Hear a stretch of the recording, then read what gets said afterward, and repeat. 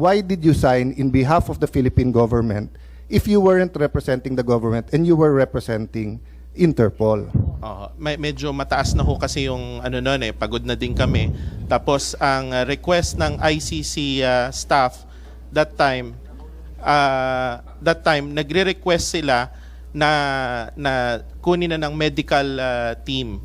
Hindi ho kasi ma-perform yung medical assistance to the former president. Yun ho yung dahilan yan. Ang dahilan, pagod kayo? Hindi po, nagkakagulo na din ho nun. Mataas na din po yung sitwasyon. Pakisabi ng totoo. Opo, We are ma'am. all under oath. Yes, ma'am. Yes, ma'am. Ang mataas na rin. Paliwanag mong maigi. Representative ka ba ng Pilipinas or representative ng Interpol? Pipili ka lang. Nirepresent ko po ang Interpol NCB Manila. So mali itong papel na to.